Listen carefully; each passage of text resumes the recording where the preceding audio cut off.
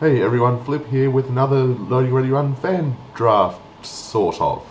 As you may have already noticed, this is not what a draft looks like.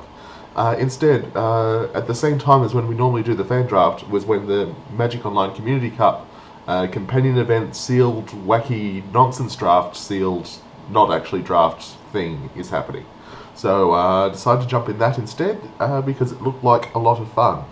So what this actually is it's a sealed format Phantom, which is why I don't actually own any of these cards, with 8 packs. It's a pack of 7th edition, Urza Saga, Apocalypse, Original Ravnica, Future Sight, Return to Ravnica, Rise of the Eldrazi and Modern Masters, which is quite an eclectic collection of things. It's a Phantom event and it's just usual build 40 cards, play 4 rounds. Prizes for 3 and 1 or better. Now, I didn't actually record any of the games while I was actually doing this, and I'm glad I didn't because I went to time in quite a few of the rounds. So I would definitely have run out of time if I was actually explaining through my plays to a camera at the same time.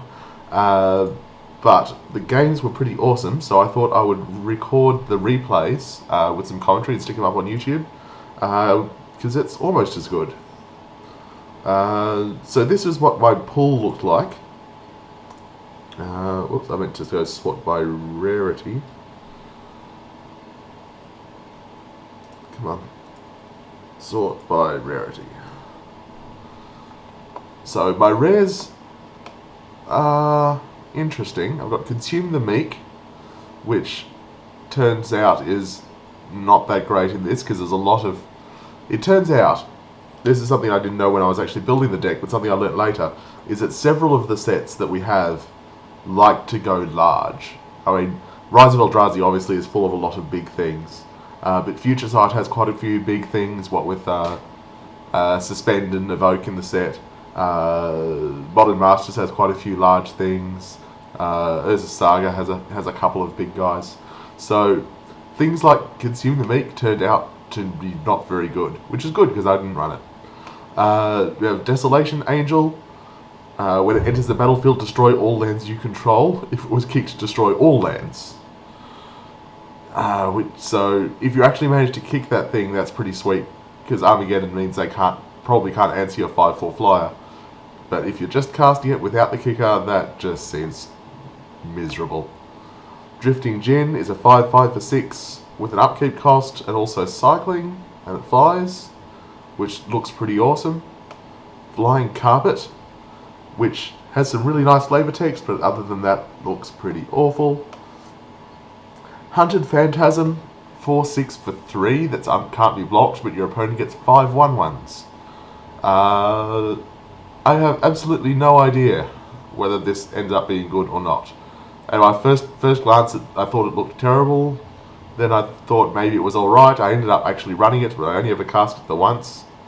So, even after playing it, I don't really know how good this thing is. But it looks like it could be okay, depending on how well your deck can cause a board stall and make it so the 5 1/1s don't actually matter quite so much while you're beating them down with a 4-power unblockable guy. Joy of the Gitu is a lot of entertainment, but not really all that good. It basically makes it so that every single spell in your hand has Suspend 4 for 2 mana. And Suspend 4 is a long time to wait for something, so it needs to be something where the 2 mana makes it a lot cheaper, and usually those sort of things aren't stuff you want to run. Mana Bloom is just straight miserable in Limited, and Molten Disaster is pretty awesome. So when I was looking at this, I thought Molten Disaster was the only good rare I had, but Drifting Djinn is actually pretty good, and Haunted Phantasm, like I said, I still don't know. But Molten Disaster is X damage to each creature without flying and each player, and you can pay an extra mana to make it so they can't respond, which is pretty nice. So with each colour, because of the way that this particular deck building tool works, or like when you're actually building decks for standard or whatever, moving cards back and forth between the sideboard and the main deck is a lot less a lot less easy than it is when you're actually building a proper limited deck. Like if I double click this card, it goes back to my collection, rather than going bouncing back and forth between main and sideboard, because that's, if you're using this to build a constructed deck, that's the way it works. So I'm not going to be dragging things around quite as frequently as I would be if I was doing this for real, but I can still sort of click on cards. So in white I've got Ivory Giant, which is a guy, I guess, not that great. Pallid Mycoderm is not terrible. If you're actually in the Thalids deck, it's alright, but not something I'm super excited about. 2/3 for 4 deals 2 damage to attacking or blocking creature. That looks pretty nice.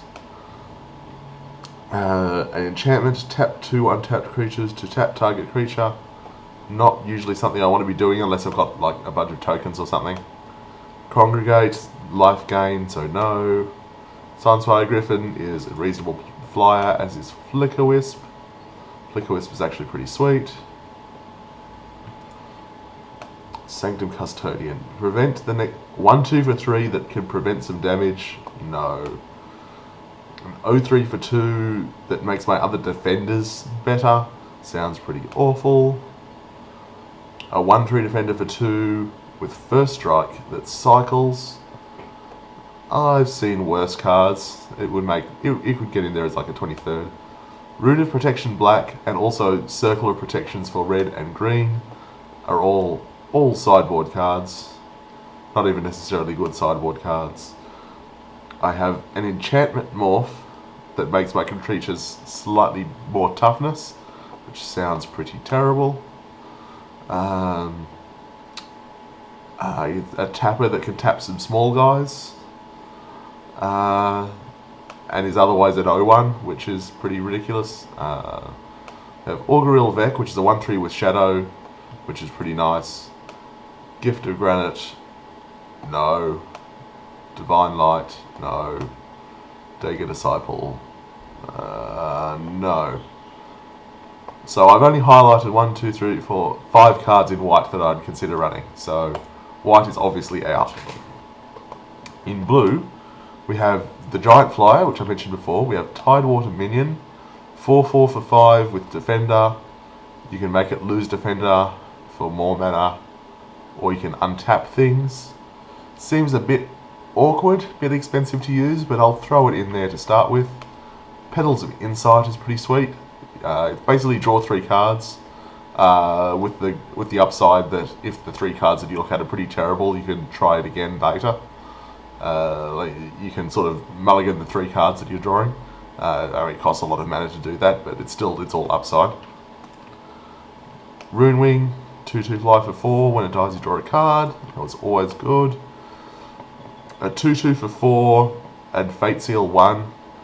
That does not seem like value to me. A 2/3 flyer for 4 is pretty nice, and if we happen to be in green, then we can regenerate it. That seems pretty good.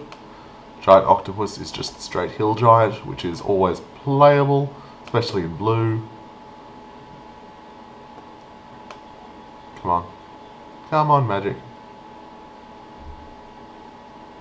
I know you don't like to work, Magic, but I would very much like it if you worked. There we go. 4C, scry 4, and then draw 2 cards. That is just very, very nice. Hunted Phantasm, I've already talked about. It's definitely in. The 2/3 for 3 is fine. 0/2 Looter with haste, no less. That is definitely getting in there. Looting is very fun. Deprive is a counterspell. 4 counterspell mana, but you have to bounce a land, which I think is a very good card. Whirlpool Rider. Shuffle the cards from your hand into your library and then draw that many cards. Okay. So I guess if you have this sort of late in the game and you've got a couple of useless lands in your hand, then you have a chance of turning those lands into actual spells, which is sort of virtual card advantage. But if you're shuffling away random good cards and turning them into other random good cards, or like sort of random average cards into random average cards, then all you really have is a 1/1 for 2, which is just awful. Peel from Reality, yes. Echoing Truth, yes. Spell Snare, probably not. 1 for 1, definitely not. And Fleeting Distraction, well, it draws you a card, so throw it in. Throw it in for now, and then we'll see whether it's all see whether it's something that we actually need, depending on how many cards we find. Okay, black. Desolation Angel, well, we're definitely not in white, so we're never going to get that kicker. So like I said, that card seems pretty miserable. Consume the Weak. I don't think it's something that we want. But usually if we want to try to destroy a bunch of their things, we're hoping to get things that are bigger than 3 mana. Because those are the things that we're usually scared of. Maybe for sideboard if they have a lot of tokens, but other than that, no. 3/3 for 5 that attacks as a 5/3 seems pretty good. Dead Ringers. Destroy 2 target non-black creatures unless either one is a colour the other isn't. Unless either is a colour.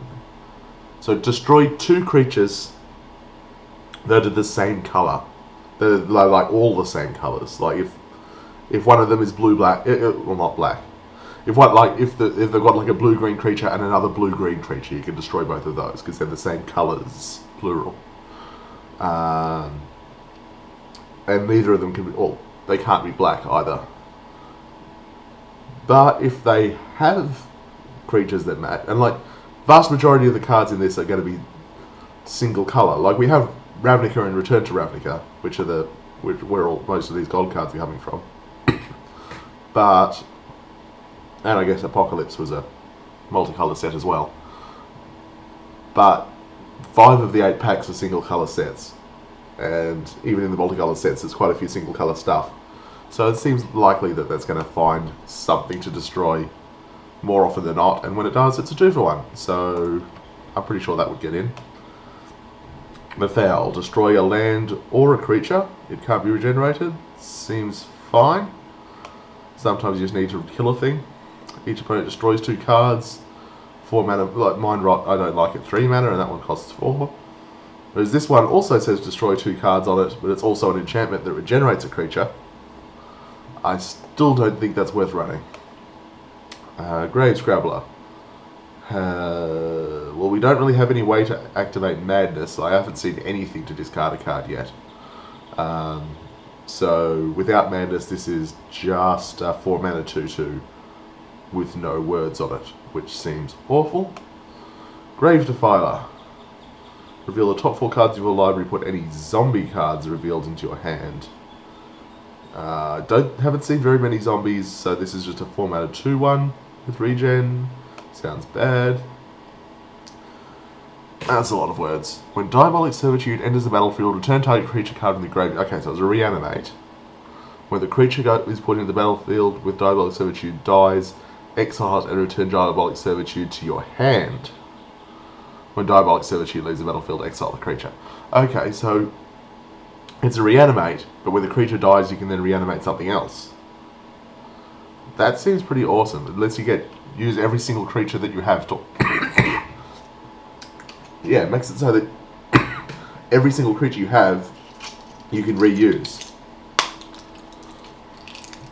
And then if it dies, you reuse something else. That seems pretty awesome. 4/1 for 4. Conditionally has Shadow. Seems playable. Stinkweed Imp is a 1/2 flyer with Death Touch. So even if you never dredge it, I think that's playable. And then maybe Dredge has some value. Stab Wound is awesome. This guy can be given Death Touch, eventually First Strike and Death Touch. That seems playable. 1/1 Shade for 3. I don't think so. I don't think so. When a green creature dies, its controller discards a card. That is definitely sideboard. That is the best art I've ever seen. That is amazing. Oh my god. Oh, I don't think I even saw the art on that while I was flicking through the cards, because I already know what Unholy Strength does. So I didn't even zoom in on it. Wow. God, and his wrists are tiny. But no, it's a bad card. Next. Sacrifice a creature, look at the top 2 cards of target opponent's library, exile one of them. That doesn't sound like something I want to be doing. Target player discards a card with retrace. That's not terrible. Gives you something to do with lands in the late game. Just strip out their hand. Pepper Smoke. Haven't seen any fairies whatsoever. So that would strictly sideboard. Add 1 mana at any color to your mana pool. Prevent the next 1 damage. No. Drainpipe Vermin. Usually not. Target creature got +3/+3. Using your upkeep, sacrifice a creature. I don't think that's something we want to be doing either. Alright, so we have a reasonable number of black cards. Let's try that out and see how that goes. Alright, red. Molten Disaster, as discussed, yes. Fiery Fall, 5 damage to a creature with cycling if we get it early. That sounds fine to me. Arcblade deals 2 damage to target creature or player and then exile it with Suspend. So once you cast it, it deals 2 damage to something, and then it goes away, and then 3 turns later it comes back, deals another 2 damage to something, and then it goes back on Suspend. So every 3 turns you shock something. Or you can just suspend it immediately, and then again every 3 turns it shocks something, but you don't get that first one. That seems playable. Basically stops them from ever playing stuff with 2 toughness, because you will get to kill it eventually. Rift Cutter. 3/3 for 5, can destroy land. Seems not terrible, but 1/2 for 4 deals 1 damage to target creature and each creature that shares colour with it. Seems like something I'd like to bring in against tokens, like if they got like a swarm of 1/1s, but otherwise sounds not that exciting. 1/1 for 4 that must be blocked and has fire breathing. No. Destroy an artifact or a land. Oh, so I got Stone Rain as well. Stone Rain and Pillage. All of the land destruction. This one's just straight destroying artifacts, so that's not coming in. I can use it to find my other terrible sliver. Next. 2/2 with haste for 3. No. 2/3 for 3, but if it's in combat with a creature it becomes a 4/1, so it almost certainly trades. It sounds bad. Pursuit of Flight, maybe. I mean, we are in blue, but probably not. 3/3 Defender, doesn't sound like what we want to be doing. At the beginning of your end step, sacrifice this creature unless it's attacked.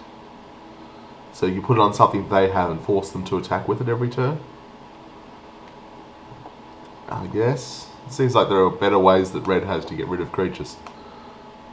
Glacial Ray, yes, Glacial Ray is good. We don't exactly have any arcane stuff to splice it onto, but it's still just 2 mana shock, which you would play. Rift Elemental.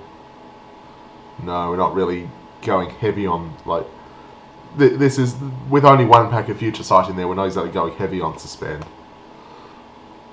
And sack a land to destroy a land.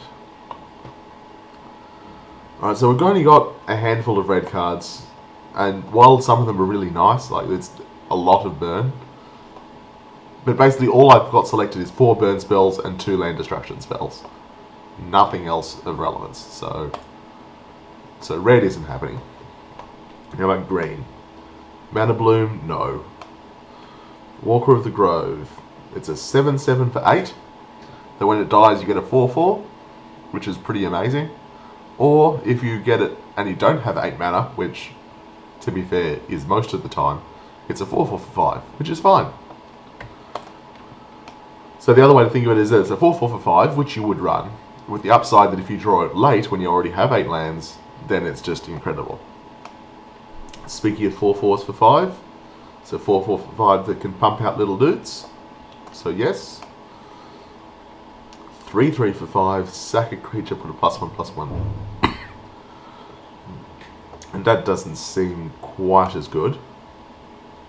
3/4, return an enchantment from my graveyard to my hand. Haven't really seen much in the way of enchantments that we want to run just yet. Herozda Monitor was definitely a entirely playable card in Return to Ravnica. Hopefully it's the same in this. 2/2 sort of flyer for 3. Sure, it's like when it's attacking, it's basically Windrake. When it's blocking, don't block with it. Naturalize with Convoke, definitely in the sideboard. 1/5 reach for 3 seems playable. 2/1 Penumbra Guide for 3, so it's a 2/1, and then when it dies you get another 2/1. No, I don't think so. I mean, there are Penumbra Guides that are actually good, and I don't think this is one of them. Cave Tiger, so it's a 2/2. But if it's blocked, it becomes a 3/3. No, it's blocked by a creature. So if they multi-block it, it gets even bigger. But if they're attacking you, it's just a 2/2, and if they take it, then they're only taking 2 damage. That seems alright. Well, Elf, tap to add green, blue, or black. Well, that's convenient, because those are the 3 colours that are actually good in this pool. We could theoretically go 3 colours with this guy in here, because if we actually end up going blue, black, green, this will fix everything. So that is very nice to have. Thallid Shield Dweller is reasonable enough on his own, or at least he was in Modern Masters. Being a defensive guy that can then pump out dudes, and having it with Sporoloth Agent just makes it just that much better. Quiet Disrepair. At the beginning of your upkeep, choose one, destroy enchanted Wait, what? Destroy enchanted permanent or gain life. So I guess the idea is you put it on their artifact or enchantment, and then you gain 2 life every turn until you decide that that artifact or enchantment really needs to die, and then you can kill it. So at the very least it's like a naturalize that doesn't kill it until the start of your next turn, but then you can just gain 2 life return. No. Even if we did have something that we could target with that, we would probably just bring in the actual naturalize. I don't think this is something that I plan on bringing in. When a turn land is tapped from mana, it adds another green. So that's basically an elf. It's like 1 mana thing that gives you an extra green every turn. So that seems good. Regular old ordinary Thallid. Normally wouldn't run it, but when I've got Sporoloth Ancient in there, it gets some amount of extra value. Spider Umbra, +1/+1 and reach with Totem Armor. Hey, it's the low end of playable, but I'll throw it in there for now. Praise Vengeance, +2/+2 until end of turn with Rebound. And then double Giant Growth. 1 from 7th edition, 1 from Return to Ravnica. So that all looks pretty good. So that was pretty awesome. My green looks amazing. And what have we got for multicolored and artifact stuff? So we got... That's definitely not happening. None of these look like Thought Fair is good. Chemist's Trick is not. So none of those are going to drag us into red. This could be sweet if we end up in black-green. But that's looking unlikely. I think it's going to be either blue-black or blue-green. Probably blue-green at this point. Just looking at the numbers. In blue-green, we've got Courses of Chord, Seeds of Strength, which are both entirely playable cards, sort of. Well, Courses of Chord's not amazing, but we're so not in white that that's not going to happen.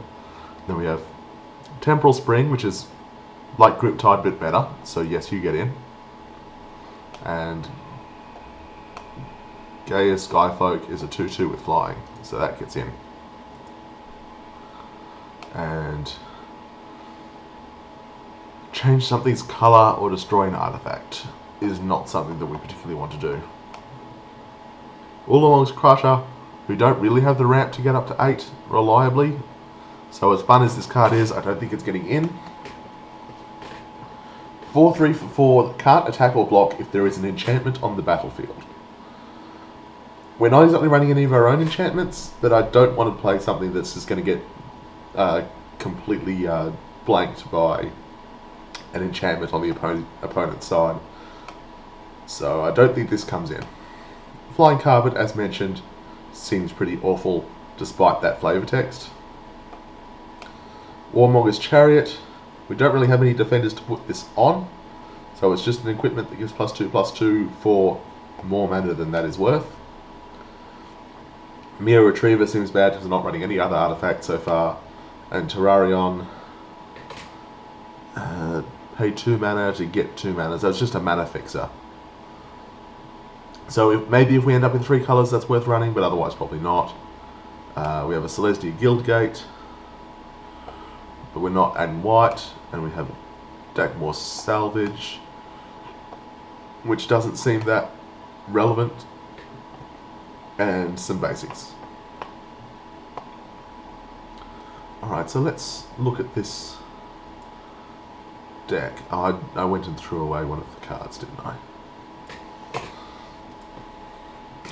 What was it? What was the name of that card?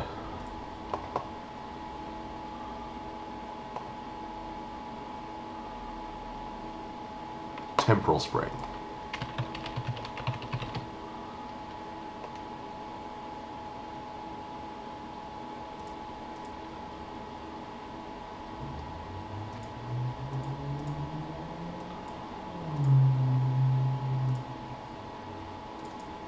There we go. Alright, so this is what we're looking at now. This is 39 cards. So definitely not running all of this. And that's enough that we can probably stick to just 2 colours. And given that, I think we probably can throw out the black cards and just go blue-green. Because what we have in black is a bunch of removal and some mediocre guys. Like this is like things like, you know, Cutthroat and Stinkweed Imp, Cutthroat Ildal. These are all okay creatures, but they're not super incredible. So what's really dragging us in is the removal. You know, the Dead Ringers and the Foul Stab Wound. So I think we can take that out and just go blue-green. And then maybe we can splash in some of the black cards or switch it around in sideboarding or something. If we come up against a matchup that really needs the removal, we can sideboard into blue-black or something like that. So this takes us down to 30 cards.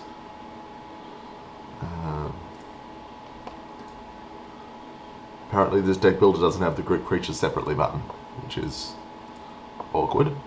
Alright, so we have...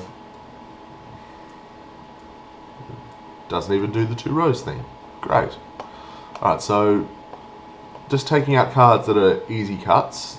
Fleeting Distraction was a pretty mediocre one. We have Praise Vengeance.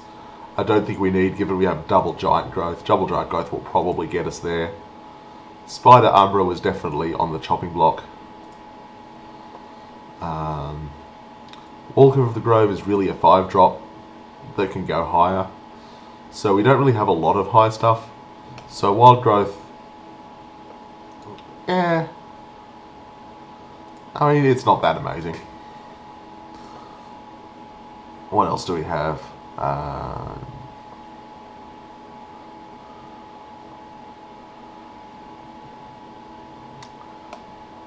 Petals of Insight seems a bit slow for what we're trying to do. We're trying to play a lot of... We're basically playing the same deck that I like to play pretty much any time in any limited format ever, which is play lots of creatures and then attack with them. Petals of Insight seems a bit slow for that plan, so it comes out. And then there were another couple of cuts that I can't exactly remember what they were, but this is what I ended up with.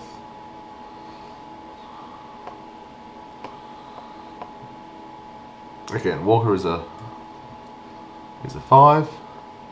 So this is the deck that I actually ended up running. 2 Giant Growths, Thallid, Echoing Truth, Peel from Reality, Shell Dweller, Elf, Skyfolk, Looter, 2/3, Phantasm, Cave Trigger, Spider, Windrakey kind of guy, Grip Tidy kind of card, 4C, the Octopus, the Airship, knowing that we actually have the regeneration mana for Airship, which is pretty convenient, Runewing, Monitor, Ancient, Grove, and Drifting Djinn. The one thing that ended up being missing was this Deprive, which I cut just because normally I'm not a fan of Counterspells Unlimited. It's not usually my jam. Turns out I sided this in every single round because of this format has a number of large things that you are very happy to cast Deprive on. So yeah, that's my one regret about this, is that this should have come in. This should have been in the deck since I'd sideboarded in every single round. But other than that, this is the deck that I actually submitted, and I'll jump into the replays for the first round and I'll show you how it went.